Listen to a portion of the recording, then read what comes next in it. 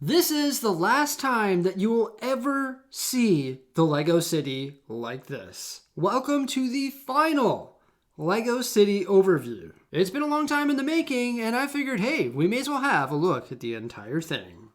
We were up in the sky, and now we're heading underneath the sea, where we have all of the beautiful sea life, coral reef, and also the deep sea explorers.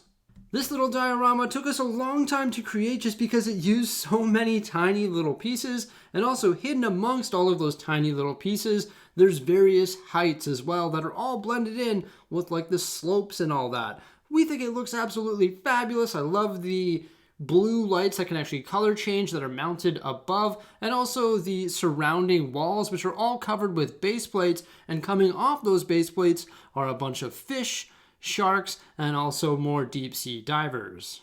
This little diorama in itself could be looked at for a very long time to see all of those intricate little details, and it's definitely just a fun area in the Lego City, and that's why I wanted to start here. But now we're going to move above this area to the island, where of course we have an erupting volcano and also a little village right beside the erupting volcano. They like to live dangerously, those villagers. Also right on the corner of this island here we have the lighthouse, which was actually a Lego idea set, and we modified it to be part of the land.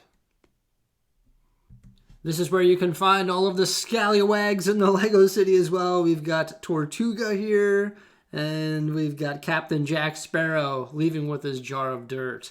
And that is right in front of our little island village, where we have all of these custom built little houses that are all similar to one another, but we've got a lot of different colors here and a lot of different angles and build styles as well. Some have porches, some have staircases leading up to the front door. And I just feel like there's a lot of interesting part usage within all of these little miniature buildings, and they sort of have that island feel, especially when you have a look at the surrounding palm trees and all that. And then of course in the water on the edge of the island, we also have the Italian Riviera and its expansion buildings. Moving on to the beach, we have another Lego idea set. That is the old fishing store. And it is just built right into the beach there, where we have like the rental shack, the crab shack, all sorts of beach goers and seagulls enjoying the trash, along with all of the mini modular buildings and a sandcastle building tournament, beach towels, and much, much more. There's two sides to our mini modular buildings here, and of course those lead up to some of the best activities found in the Lego City here, which is mini golf, the Ferris wheel, and also an outdoor movie theater. Just beyond our rental shack, there's a 1950s diner, and this is where everybody likes to show off their classic cars or their new sports cars.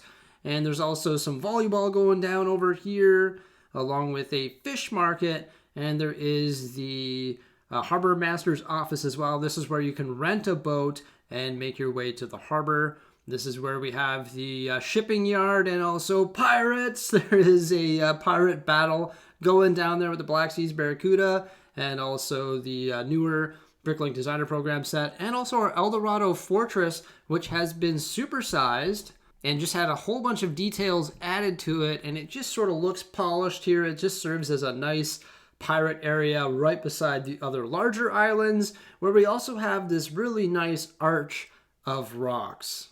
Sort of reminds me of the Lovers and Divorce Beach in Cabo San Lucas. Let's move on to some other parts of the city here, such as the harbor. We already saw a little bit of the harbor here, but this is where we actually have all of the hard workers of the Lego City that are loading freight trains with their overhead cranes, etc. And of course, this is where we also have the train yard with the fully ballast train track and various trains that are currently parked just on the track there, or also within the train engine sheds. We actually have two different train engine sheds, one which is custom and the other which is the old train engine shed from the Bricklink Designer Program series. There you go. Look at all those hard workers in the harbor and train yard. There was a fish market on the beach there, but there's also a little bit of a farmer's market right over here, just across from the zoo. This is one of the main attractions of the Lego City. There is a little drop-off point there right outside of the zoo front entrance. Once you make your way in the zoo, you can pick up some souvenirs from the souvenir stand, and of course check out all of the different exhibits with the big cats, elephants, Africa, and also the farm animals. The zoo has lots of different elevation change, tile patterns, and some angles worked into some of the walkways as well. Just on the other side of the zoo, you can grab a bite from one of the food trucks. There's also a bird aviary within the zoo, a monkey exhibit. There's black bears, jaguars, tigers, pandas, and also the Arctic display with penguins, polar bears, and seals. There's an angled roadway that leads up to the front entrance of the zoo, and this is where we have our first train station. Now we're making our way into the downtown core here, where we have all of our modular buildings. There's, of course, a train track that goes around the entire Lego city. There's all the roadways and the canal as well, and a ton of stories told with minifigures. You can't have a train station without a hotel across the street. That's why we have our doubled up boutique hotel just right there on the side of this really nice walkway. And then we've got some other classic modular buildings as well, like the Jazz Club, Bookshop, Fire Brigade, and Brick Bank, and some really nice stories on this walkway along the water there, and some nice like food vendors and stuff like that, and that's accessible by swooping underneath the train track there. Then we have some of our other larger modular buildings as we peer down through the canal here. This is where you get a really nice sight of the downtown core. I like that because you can see like the X Mansion in the background. Also, you can see like Gringotts way back there. You can see the mountain, of course. It's just a really nice view. Here's our elevated train track that goes over the canal and our elevated roadway there as well. And we've got the police station and also a hospital. Some construction going down there. Hasn't made any progress. I also really like this view right here. You can see those beautiful pink trees and some of the other modular buildings, and just a really nice like common area there. You can grab some food and enjoy the canal. You can take the little bridge going over top of the canal. Then you can see that our roadways all have bicycle lanes in blue, inspired by the bicycle lanes in Billund, Denmark, which are also blue. And that, of course, is the home of the brick. We've got the Central Park there as well, with a couple semis that are struggling to make that tight corner. And Central Park is, of course, in front of the doubled up town hall. That is a double corner. It's got a fountain out front with the staircase, the nice planters, and all that. And in behind that is actually the Venetian houses right across from our Simpsons area. We've got the Quickie Mart that shares a parking lot with the Krusty Burger, and a dog park right beside that, along with some other modular buildings that actually have like a pedway going over top of the roadway, which I think is pretty cool. Got some minifigures making their way across the pedway there. And of course, there's a pet shop beside the dog park because that just makes sense.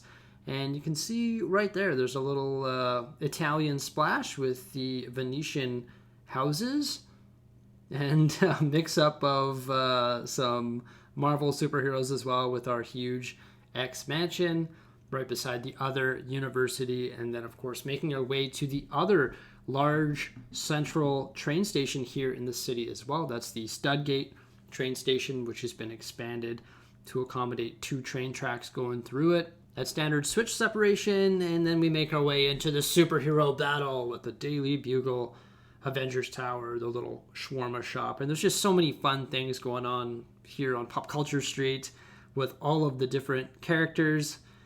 Some skyscraper action, expanded buildings, custom skyscrapers, the DeLorean burning out there, getting ready to do some time traveling, and just so much fun stuff with Diagon Alley and all of the different sitcom references as well, and TV show references like Full House, Breakfast at Tiffany's, and all of that. Also some nice vegetation along the side of the train track there. Of course, the Ghostbusters and Superman, and also 12 Grimwald Place, which is on the backside of Diagon Alley. That's sort of like a hidden Easter egg here in the city. You can peek your head into Diagon Alley and see all the fun activities going down in there. Yep, there's our little facade covering up the back of it. And then, of course, we've got a little DC splash there with the Arkham Asylum and the residential area, which is sort of shadowed by the large mountains here that make their way way up into the sky and eventually into the amusement park, which had a soft opening. Lots of space for activities in here right now, but it is fully tiled off, which is nice. We've got some classic attractions like the Disney train station, Ferris wheel, the giant loop coaster, all sorts of minifigures checking it out. The doubled up Disney Castle, Ferris wheel, the classic mixer, along with all of our food vendors, which actually stretch along beside the classic red and white roller coaster. So there's food vendors, there's games, and there's also some souvenir shops there, so you can pick up a hot dog, maybe pick up a souvenir, throw some balls into baskets, whatever it may be, or even catch a train. You can actually peer through here and see the Starbucks right by the Hogwarts Express, and that's where the Hogwarts Express is currently parked.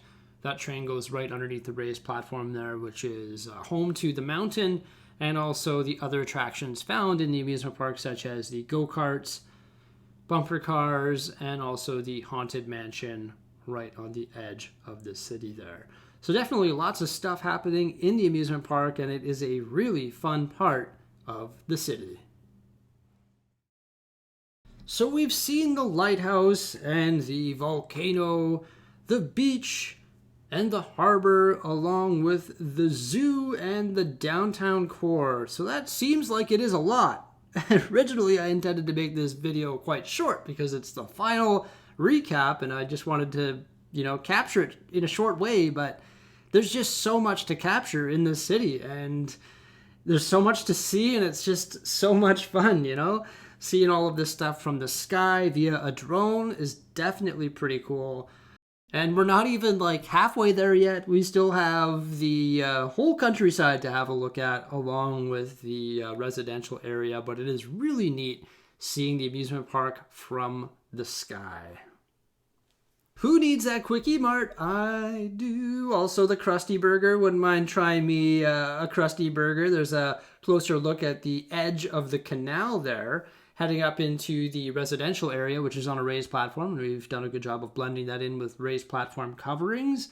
We've got the school and the playground, also another Simpsons splash with the Simpsons house, and of course, Home Alone. And all of that is in the shadow of the mountain range, which looks pretty sweet, sort of pulls the entire city together. Hopping to the other side of the residential area, we've got the Creator 3-in-1 set and also a bunch of modified sets, along with another Bricklink designer program set, which is the antique shop, and a little splash of Twilight, some vampires and werewolves in there, and some of the classic Creator 3-in-1 houses, which are just so well done, and some custom built ones as well.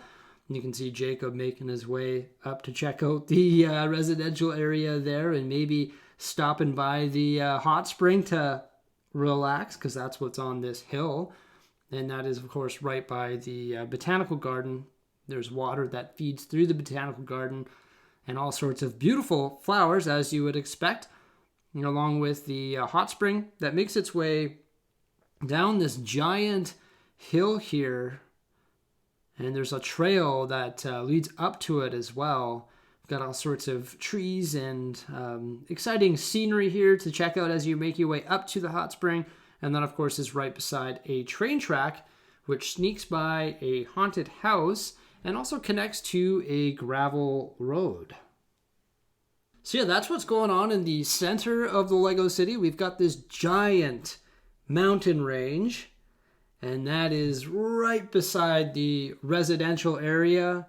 Of course, the Botanical Garden, which we just saw there, just over top of the zoo, which leads into the downtown core and also the beach, transitioning into the mini modular buildings and the island. I feel like the center is looking pretty sweet there.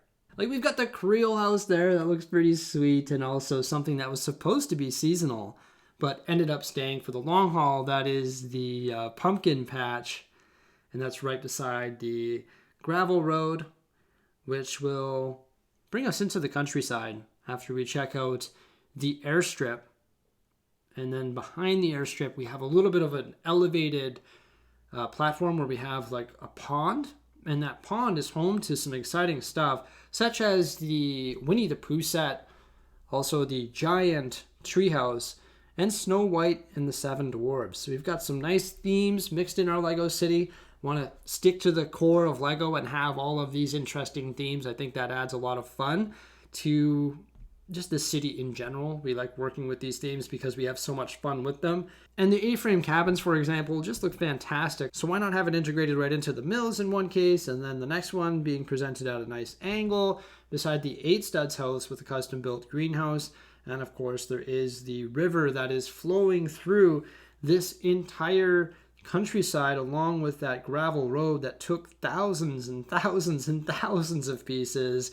And there's probably like 1,000 trees here, along with some really fun stories like Thor's hammer and some intricate ground details like the rocks and mushrooms and people panning for gold, the creek that is slowly sort of drying out because of those pesky beavers and their beaver dams. It's just a lot of fun. I love camping and I love the outdoors and the countryside, so that's why we decided to build a pretty big one here in the Lego City, and we're starting to add some more buildings into it, such as the windmill, and one of the newest additions can be found beside Grop here, which is the Bricklink Designer Program gold mine, and we actually modified a hill or mountain right behind it rather, so that could be integrated seamlessly with this set. And there's all sorts of fun Easter eggs with people scouting out the gold mine, and more minifigures and stories in the surrounding area that really do go along with that gold mine feel, and of course the countryside feel as well. It's just beautiful with all of the different colors. We like to have different colors of trees within our Lego city because that sort of represents changing of seasons. So this is more so a city that's heading into fall. Now we can make our way across the bridge there toward the campground. The campground is right on the foot of this giant mountain.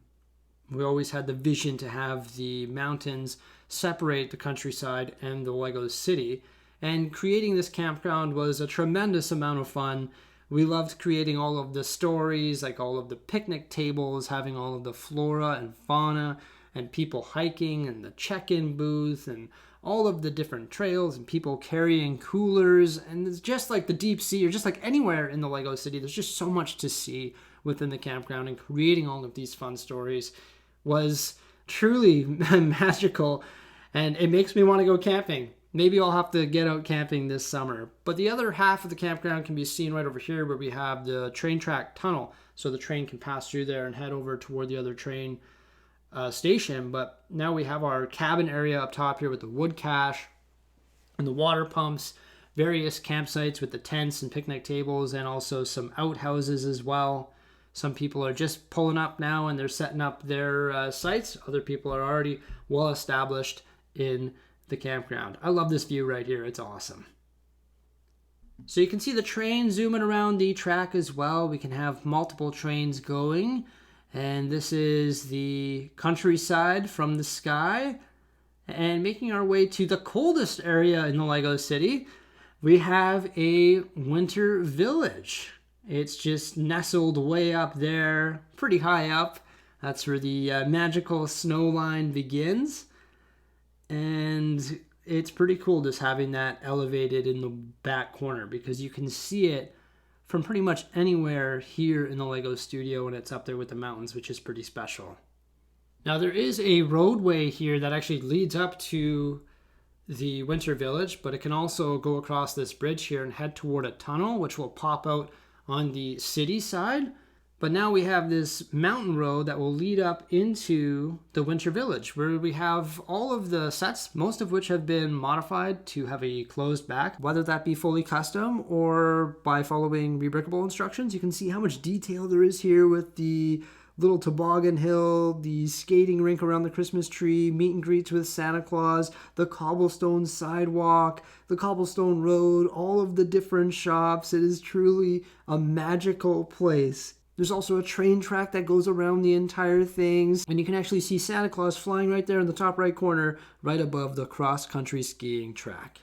But the Winter Village doesn't end there. We also have an extension of it right down here along this cliffside, and this is where we have all of the Santa-themed buildings, like Santa's Workshop, the post office, there's a little reindeer stable, the elf clubhouse, all sorts of toys, and some snow-covered trees as well. It's sort of concealed on the cliffside.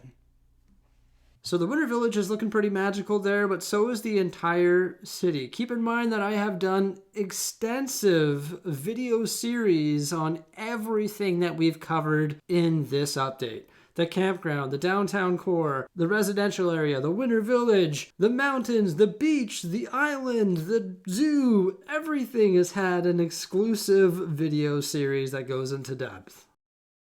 We've had so much fun building this huge layout over the last 10 years. It's taken us essentially 10 years to build this layout, but we've only been in the studio for 2 years, and it's been 2 years of pretty much continuous effort to get all of these parts laid to come up with this magnificent Lego City layout. But as mentioned, this will be the last time that you see the city in this particular layout, as this is the final Lego City overview. Of course, I've taken lots of pictures, lots of video, because this is a memory that you have helped build with us. We've had so much fun putting this display together. It is amazing. But we look forward to a bigger, brighter future with Lego Bricks. And once again, we thank you all for all of the continued viewership and support, and hope you enjoyed being part of this magnificent journey. Have a great day. We'll see you again soon. Bye for now.